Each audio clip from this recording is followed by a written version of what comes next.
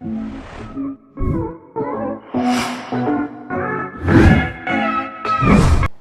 students, you all are welcome on the official YouTube channel of Nidhi Classes.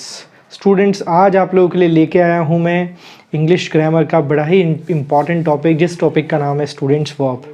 तो चलिए चालू करते हैं अपनी क्लास को। स्टूडेंट्स, वर्ब क्या होती है? वर्ब हमने बचपन से हम इंग्लिश में पढ़ते आए हैं। वर्ब नाम का एक वर्ड सुना है, लेकिन ये वर्ड असल में है क्या? बच्चों, वर्ब एक ऐसा वर्ड है जो हमें किसी एक्शन के बारे में बताता है, या फिर वर्ब हमें किसी सब्जेक्ट के स्टेट के बारे में बताता है। ज़रा डेफिनेशन देखते हैं। लिखा हुआ है, a verb is a word which tells us about an action. यानी वर्ब एक ऐसा वर्ड है जो हमें किसी एक्शन के बारे में बताता है। जैसे कि मैं इस समय आपको पढ़ा रहा हूँ, तो ये पढ़ाने का काम हो रहा है, तो पढ़ाना एक क्रिया है, यानी कि एक वर्ब है। और व्हाट अ पर्सन और ए थिंग डज, या फिर कोई पर्सन या फिर कोई भी चीज़ क्या काम करती है। एंड और tell us the state of a person और थिंग, या फिर हमें बताता है किसी पर्सन का या फिर किसी थिंग का स्टेट क्या है। ठीक है, तो वर्ब क्या है बच्चों? वर्ब एक ऐसा वर्ड है जो हमें किसी एक्शन के बारे में बताता है, जैसे चलना, खाना, दौड़ना, पीना, पढ़ना, पढ़ाना, बोलना, सुनना, है ना। ये सभी क्रिया है। या फिर एक वर्ब हमें बताता है कोई भी पर्सन का स्टेट बताता है ना। देखते हैं किस प्रकार से। जैसे एक सेंटेंस देखिए, पहले लिखा हुआ है, ये वाला वाक्य देखिएगा, लिखा है Mohan writes a letter. Mohan एक लेटर लिखता है। तो यहाँ पे राइट्स वर्ब जो है वो हमें बता रही है कि यहाँ पे लिखने का काम हो रहा है और उसको मोहन कर रहा है।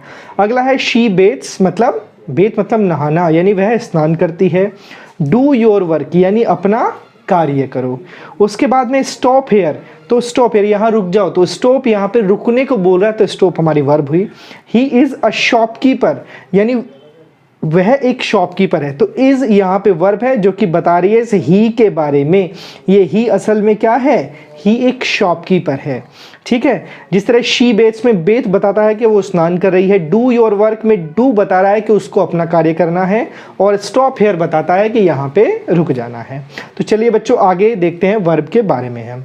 इसके अलावा बच्चों वर्ब के कितने पार्ट्स होते हैं? वर्ब के बच्चों 4 पार्ट्स होते हैं। देखिएगा किस प्रकार से वर्ब्स के 4 पार्ट्स होते हैं। जैसे देखिएगा, there are 4 types of verb. First type है इसका transitive verb, second type intransitive, third type linking verb, and fourth type is auxiliary verb या फिर हेल्पिंग वर्ब। फर्स्ट टाइप देखते हैं इंट्रांजिटिव वर्ब। बच्चों, ट्रांजिटिव वर्ब, अब ये ट्रांजिटिव वर्ब क्या है? आपने ट्रांस वर्ड तो सुना ही होगा। ट्रांस वर्ड का मीनिंग होता है किसी चीज़ का स्थानांतरण करना, है ना। यानी ट्रांजिटिव वर्ब एक ऐसी वर्ब है जिसको अपने मीनिंग को कंप्लीट करने के लिए एक ऑब्जेक्ट की ज़रूरत होती है। देखिए मैंने लिखा है, it needs a object to complete its meaning, है ना। इसको एक ऑब्जेक्ट चाहिए होता है अपने मीनिंग को कंप्लीट करने के लिए। या फिर मैं ये कहूँ, जब तक हम ऑब्जेक्ट का यूज़ नहीं करते वो सेंटेंस या वो वर्ब अपना मीनिंग कंप्लीट नहीं कर पाते। देखते हैं किस प्रकार से। देखो जैसे लिखा हुआ है, मोहन प्लेड क्रिकेट, मोहन ने क्रिकेट खेला था। अगर मैं बच्चों केवल यहाँ पे लिख दूँ मोहन प्लेड, अब यहाँ पे मोहन ने खेला, भाई मोहन ने क्या खेला? एकदम क्वेश्चन उठता है। जैसे कहा मैंने मोहन खेला था, क्या खेला था, है ना। तो जैसे ही इस क्या का जवाब हम लिखेंगे क्रिकेट, इस सेंटेंस का मीनिंग कंप्लीट हो जाएगा। या फिर मैं ये कहूँ, ये जो प्लेड वर्ब है यहाँ पे, इसका डूअर यहाँ पे मोहन है, और मोहन ने खेला है, क्या खेला है? क्रिकेट खेला है।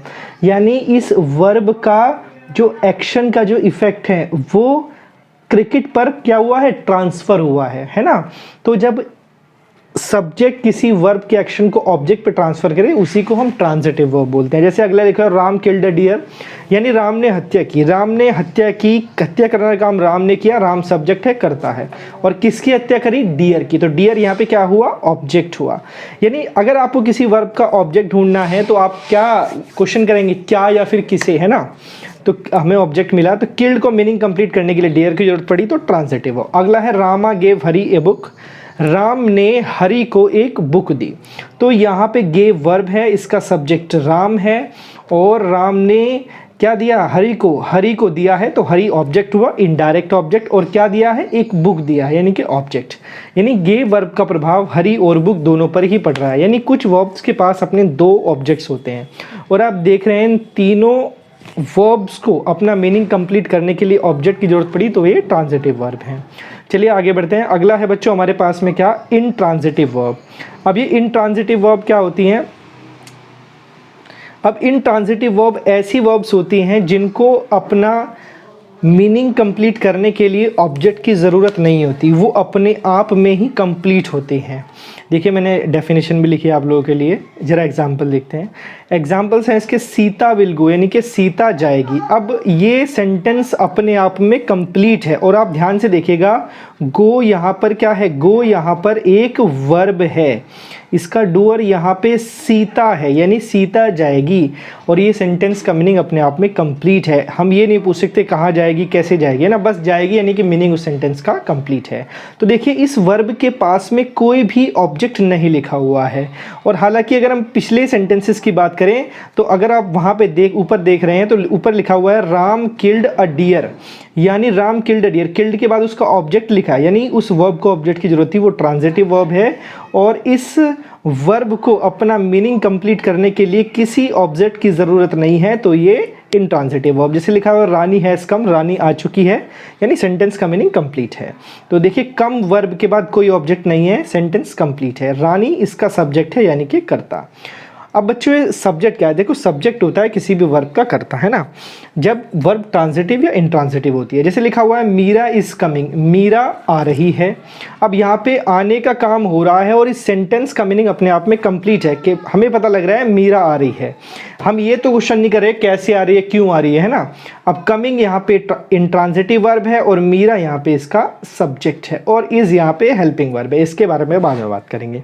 यानी ये तीनों कैसी वर्ब है, इनट्रांजिटिव वर्ब। जरा इन और ट्रांजिटिव वर्ब के बीच में जरा हम एक एग्जाम्पल भी देख लेते हैं। देखिए लिखा हुआ है मैंने दो एग्जाम्पल। पहला लिखा हुआ एग्जाम्पल, द ट्रेन स्टॉप्ड, यानी क्यों, क्योंकि कुछ वर्ब ट्रांजिटिव और इंट्रांजिटिव दोनों की तरह बिहेव करते हैं। लिखा हुआ है द ट्रेन स्टॉप्ड, ट्रेन जो है वो रुकी थी।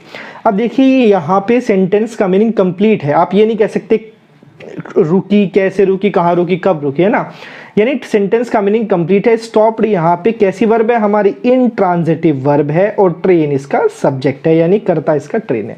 वहीं अगले सेंटेंस में स्टॉप्ड क्या है, वो ट्रांजिटिव वर्ब है। देखिए स्टॉप्ड यहाँ पे क्रिया है और ड्राइवर ने रोका है, ड्राइवर ने रोका, क्या रोका, क्वेश्चन उठता है एकदम, ड्राइवर ने रोका, क्या रोका, ट्रेन रोकी, यानी कि जैसे ही हमने ट्रेन को लिखा सेंटेंस का मीनिंग अपने आप में कंप्लीट हो गया। या फिर यहाँ पे स्टॉप वर्ब को ट्रेन ऑब्जेक्ट की जरूरत थी, तो इसलिए कैसी वर्ब है, ट्रांजिटिव वर्ब। लेकिन ये देखिए द बॉय रैन, लड़का भागा था, तो रैन यहाँ पे इनट्रांजिटिव वर्ब है, क्योंकि लड़का भागा, कैसे भागा, क्यों भागा, इसकी जरूरत नहीं है, यानी सेंटेंस का मीनिंग क्या है, कंप्लीट है, तो ये इनट्रांजिटिव वर्ब है। तो बच्चों आई होप आप लोगों को क्लियर हो रहा होगा ट्रांजिटिव और इनट्रांजिटिव वर्ब। अब जो है यहाँ से हम आगे बढ़ते हैं और देखते हैं, चलिए अब देखते हैं हम वर्ब्स के थर्ड टाइप को। बच्चों थर्ड टाइप है हमारे पास में लिंकिंग वर्ब। देखिए लिंकिंग आप समझ ही कर गए होंगे, लिंक यानी लिंक का मतलब होता है जोड़ना, यानी लिंकिंग वर्ब ऐसी क्रिया जो कि जोड़ने का काम करती है। लेकिन किसको जोड़ने का काम करती है, देखिए मैंने लिखा है it joins subject with its complement, यानी ये अपने सब्जेक्ट को अपने कॉम्प्लीमेंट से जोड़ती है। जरा सेंटेंस में देखिएगा, लिखा है मोहन इज़ ऑनेस्ट, मोहन ईमानदार है। अब इस सेंटेंस में बच्चों वर्ब हमारे पास में इज़ है। सबसे पहली बात तो इस सेंटेंस में कोई एक्शन नहीं हुआ, यहाँ इसका सब्जेक्ट है यहाँ पे मोहन, कोई एक्शन नहीं हुआ, तो इसका मतलब ये है कि यहाँ पे ये वर्ब किसी एक्शन के बारे में नहीं बता रही, केवल जो इसका सब्जेक्ट है मोहन उसका स्टेट बता रही है। असल में उसकी कंडीशन क्या है या फिर उसका स्टेट क्या है, वो क्या करता है या फिर वो क्या है ना। तो बताया जा रहा है मोहन क्या है, मोहन ईमानदार है ना। ये केवल मोहन का स्टेट बता रही है ये वर्ब, इसलिए हम इसको स्टेटिव वर्ब भी बोलते हैं। और लिंकिंग वर्ब क्यों बोलते हैं मैं आपको बताता हूँ। देखो ऑनेस्ट यहाँ पे कॉम्प्लीमेंट है, कॉम्प्लीमेंट यानी कि पूरक, यानी कि जो पूर्ण करता है सेंटेंस के मीनिंग को। अगर मैं केवल यहाँ पे लिखता मोहन इज, क्या लिखता, मोहन इज। तो सेंटेंस का जो मीनिंग था वो इनकम्प्लीट था, लेकिन जैसे ही मैंने ऑनेस्ट लिखा तो सेंटेंस कंप्लीट हो गया। तो इस वर्ब को लिंकिंग वर्ब इसलिए कहा क्योंकि मोहन सब्जेक्ट और ऑनेस्ट जो कॉम्प्लीमेंट है इन दोनों को आपस में जोड़ती है, इसलिए हमने इसको लिंकिंग वर्ब कहा। ठीक है, हेल्पिंग वर्ब नहीं, लिंकिंग वर्ब, राइट। और इस टाइप की जो वर्ब है जहाँ पे भी कोई भी वर्ब सब्जेक्ट का स्टेट बताती है, ना कि कोई एक्शन, इस वर्ब के बाद लिखा हुआ पार्ट हमेशा उस सेंटेंस का क्या होता है, कॉम्प्लीमेंट होता है। ठीक है, ऑब्जेक्ट अलग चीज़ होती है। ऑब्जेक्ट मतलब किसी वर्ब के प्रभाव को प्राप्त करने वाले को बोलते हैं। लिखा है दे वर सोल्जर्स, यानी वे सिपाही थे। अब ये वर्ब यहाँ पे किसी एक्शन की बात नहीं कर रही, ये केवल बता रही है कि जो दे हैं वो क्या थे, वो सोल्जर्स थे, यानी दे का स्टेट बता रही है। और सोल्जर्स क्या है यहाँ पे बच्चों, सोल्जर्स यहाँ पे नाउन है, यानी इस वर्ब का कॉम्प्लीमेंट है। ठीक है, यानी कि सेंटेंस को मीनिंग को कंप्लीट कराया। सोल्जर से दे को वर्ब जोड़ रही है, तो ये क्या है, linking verb. I am a teacher, यहाँ पे आई सब्जेक्ट है और टीचर इसका कॉम्प्लीमेंट है, यानी एम वर्ब इस आई का स्टेट बता रही है कि ये टीचर है, या फिर मैं ये कहूँ आई और टीचर जो कि कॉम्प्लीमेंट है उसको एम जोड़ रहा है, इसलिए बच्चों लिंकिंग वर्ब है। चलिए यहाँ से आगे बढ़ते हैं, देखते हैं जरा। अगला है बच्चों ऑक्सिलरी वर्ब, हेल्पिंग वर्ब, है ना। अब ये हेल्पिंग वर्ब क्या होती है बच्चों, हेल्पिंग वर्ब वो वर्ब होती है जो मेन वर्ब या मेन क्रिया को मदद करती है उसका सेंटेंस का टेंस डिसाइड करने के लिए, या फिर उसका समय डिसाइड करने के लिए। वाक्य प्रेजेंट का है, पास्ट का है, या फिर फ्यूचर का है। देखिए सेंटेंस लिखा हुआ है Hari is reading a book, Hari is reading a book, यानी हरी एक किताब पढ़ रहा है। अगर यहाँ पे देखें आप तो रीड वर्ब में आईएनजी लग रहा है, यानी कि काम कोई लगातार चल रहा है। ठीक है, और हरी इसका सब्जेक्ट है कर्ता, क्योंकि हरी किताब को पढ़ रहा है। और हरी किसको पढ़ रहा है, बुक को पढ़ रहा है, यानी बुक इसका ऑब्जेक्ट है, यानी कि पढ़ने के प्रभाव जो है वो बुक पर ट्रांसफ़र हो रहा है, इसलिए ऑब्जेक्ट ये उसका ऑब्जेक्ट हुआ, यानी कि इस वर्ब के प्रभाव को प्राप्त करने वाला रिसीवर ऑफ अ वर्ब। और इज ये हमारी यहाँ पे हेल्पिंग वर्ब है जो बता रही है सेंटेंस का जो टाइम है वो प्रेजेंट का है ना। बता रही है काम जारी है लेकिन प्रेजेंट में, जब हम वाक्य को बोल रहे हैं उसी समय जारी है, तो इसीलिए हम इसको ऑक्सिलरी वर्ब या हेल्पिंग वर्ब बोलते हैं। अगला लिखा हुआ है Mohan has written a letter, Mohan ने एक लेटर लिख चुका है।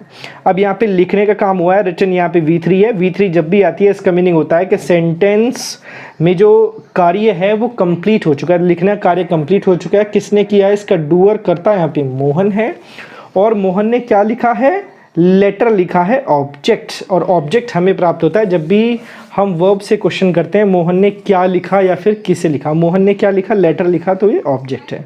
और हैज़ यहाँ पे हेल्पिंग वर्ब है जो कि वर्ब की फर्स्ट फॉर्म है, जो कि बता रहा है काम कंप्लीट हुआ है प्रेजेंट में, है ना। इसलिए हम इसको हेल्पिंग वर्ब बोल रहे हैं, क्योंकि इज़ और हैज़ दोनों डिसाइड कर रही हैं मेन वर्ब का टाइम, कि काम प्रेजेंट में हुआ है। चलिए आगे बढ़ते हैं बच्चों यहाँ से।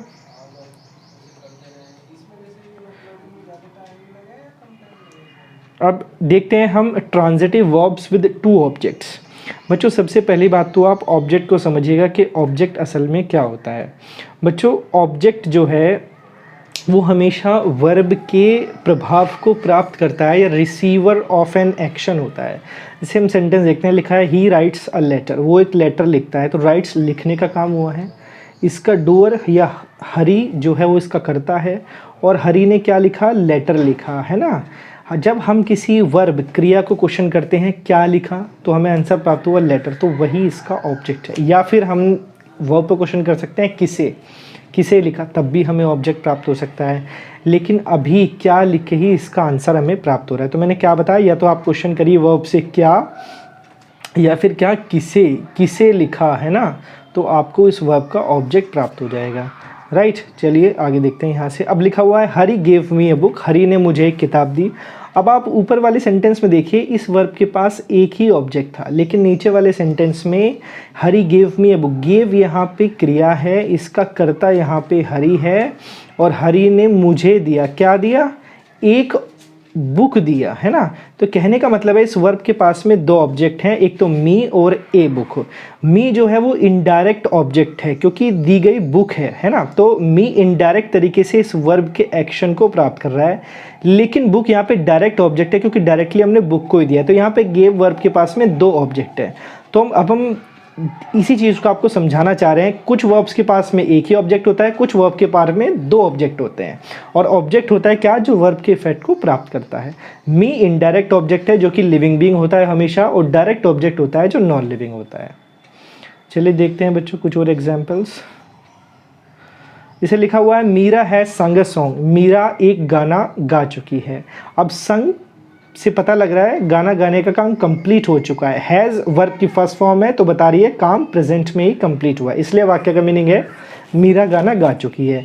इस क्रिया का कर्ता यानी कि मीरा है जो कि सब्जेक्ट है, और मीरा ने क्या गाया, वर्ब से क्वेश्चन किया हमने, क्या गाया, गाना गाया, तो हमें ऑब्जेक्ट प्राप्त हुआ। और देखो इस वर्ब के पास एक ही ऑब्जेक्ट होता है हमेशा। अगला सेंटेंस है Meera asked me a question, Meera ने मुझसे एक क्वेश्चन पूछा था। तो पूछने का कार्य हुआ है एक्शन, और किसने पूछा है, मीरा ने। तो मीरा सब्जेक्ट है इस, या कर्ता कहूँ मैं। और इसने क्या पूछा है, एक क्वेश्चन जो कि डायरेक्टली पूछा है, तो डायरेक्ट ऑब्जेक्ट है या नॉन लिविंग थिंग है। और किससे पूछा है ये क्वेश्चन, मुझसे पूछा है, तो मैं क्या हो गया इसका, इनडायरेक्ट ऑब्जेक्ट। तो इस प्रकार से आस्क वर्ब के पास भी दो ऑब्जेक्ट है। तो बच्चों किसी वर्ब के पास हमेशा दो ऑब्जेक्ट भी हो सकते हैं, है ना।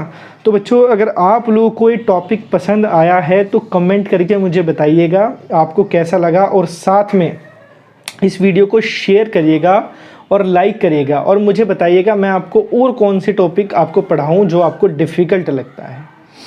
Thank you very much for watching this video. बच्चों वीडियो को लाइक और शेयर करना ना भूलें।